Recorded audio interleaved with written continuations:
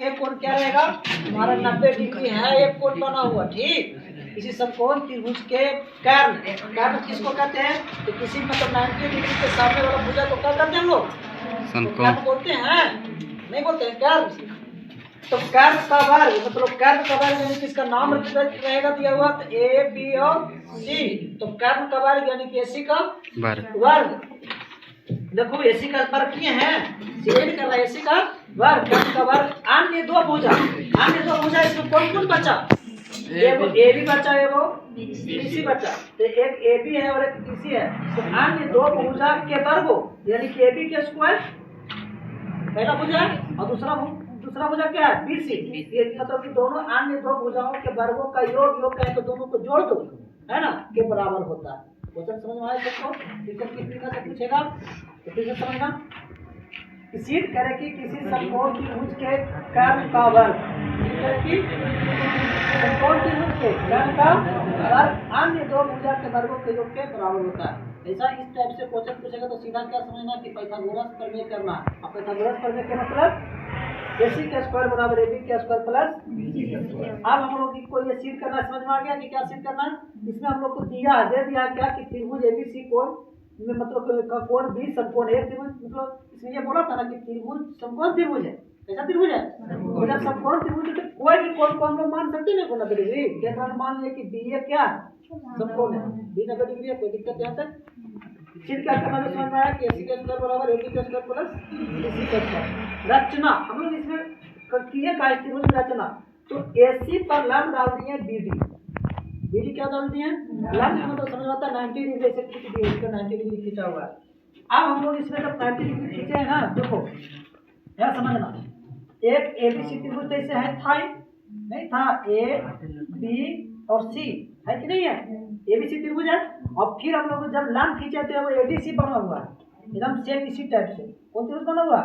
A B C, अच्छा A D P कौन बना हुआ? नहीं बना हुआ। देखो ए बी पी, अभी दोनों त्रिभुज में देख रहे हैं कि क्या क्या समानता है, दोनों में क्या क्या मतलब समान रूप का है।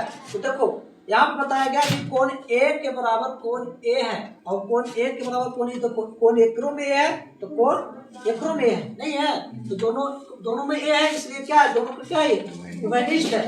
कोण डी के बराबर कोण बी समकोण है। देखो इसमें कोण डी 90 डिग्री है, इसमें कोण बी 90 डिग्री है, यानी कि यहाँ पर मतलब कि कोण दोनों भी बराबर होगा। अच्छा दो कोण बराबर हो जाए किसी भी त्रिभुज में तो दोनों के दोनों त्रिभुज क्या समरूप है, दोनों त्रिभुज क्या है समरूप है। कैसे दिखाते हैं? इसीलिए त्रिभुज ए बी बी समरूप है किसका? ए बी सी के। अब देखना जब समरूप त्रिभुज हो जाता है इनके भुजाओं के संगत मतलब अनुपात क्या होता है? बराबर होता है। तो अब इसमें समझना हम लेंगे मानकर चलो कि एडी, क्या लेंगे? तो इसमें क्या लेना होगा बट्टा में ए बी, क्या लेना होगा? तो एडी बट्टा क्या हो गया ए बी बराबर, इसमें लेना होगा, इसमें लिए क्या ए बी कर्ण लिए, तो इसमें भी क्या लेना होगा एसी, तो ए बी बटा एसी, कोई भी मतलब दो को लेना। ठीक है। अब यहाँ पे क्या किया हम लोग तिरछा तिरछी गुना करेगा तो ए बी गुने ए बी क्या हो जाएगा एसी स्क्वायर बराबर यहाँ हो जाएगा ए बी एसी समीकरण। इसको क्या मान लेंगे सेम टू सेम ऐसा ही त्रिभुज ए बी सेम है, ये नहीं है ए ये है क्या बी और ये सी, और इसी फिगर में देखा जाए तो बी डी सी है कि नहीं है? बी डी सी है त्रिभुज बी डी सी, तो बी डी सी को ऐसे बगल में लिख लेना, बाहर निकाल के तो ज्यादा साफ से बन जाएगा, ये हो जाएगा बी डी और सी। आप देखना दोनों में क्या क्या मतलब क्या क्या क्या कॉमन है, तो सी एकरा में भी है तो सी देखो एकरो में है। तो हम यहाँ पे क्या लिखे हैं कोण सी बराबर कोण सी उभयनिष्ठ, कोण सी बराबर सी क्या है। इसके बाद क्या बताया गया कोण डी बराबर कोण बी, देखो सेम चीज बात है, कोण जितना डी है उतना ही कोण बी है, यानी ना दोनों 90 डिग्री समकोण है। और जब समकोण त्रिभुज हो जाए तो मतलब दोनों का कोण क्या 90 डिग्री के बराबर होगा।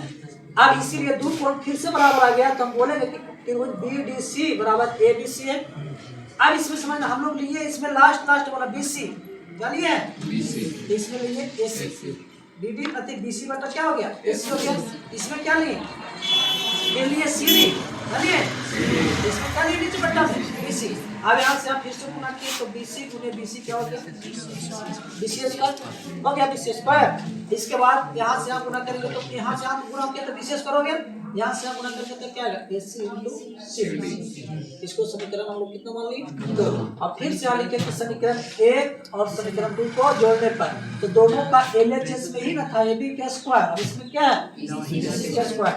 AB square plus BC square मतलब ये बायां साइड दोनों को जोड़ दिए और दोनों का दायां साइड जोड़ेंगे तो क्या होगा AD इंटू AC और प्लस AC इंटू CD होगा। आप बताओ कि AC इसमें भी मिल रहा है और AC इसमें भी है तो दोनों में से AC को बाहर कर लिए कॉमन, क्या किए तो आ गया AD प्लस CD, क्या आ गया। अब AD प्लस CD बराबर AC कैसे होगा देखो फिगर में, जितना AD है और प्लस CD और दोनों को जोड़ देंगे तो पूरा AC ना हो जाएगा, होगा पूरा AC। तो पूरा AC यहाँ पे लिख दिए किसके बराबर AD प्लस CD की जगह पे क्या रखना होगा AC। AD प्लस CD की जगह पे फिर से हम लोग क्या रख दिए AC। अब बताओ AC से AC में गुना करेंगे तो क्या आएगा BC स्क्वायर बराबर AB square plus BC square. यही को इसी को हमको सिद्ध करना था, कर्म का स्क्वायर अन्य दो भुजाओं के स्क्वायर के क्या बराबर है और यही इसी को हम लोग क्या कहते हैं पाइथागोरस प्रमेय। एकदम इम्पोर्टेंट है, भर भर के एकदम इसको जितना ज्यादा रिवीजन करना उतना कम पड़ जाएगा, ठीक है। और ये एकदम गारंटी है कि एग्जाम में आने वाला है।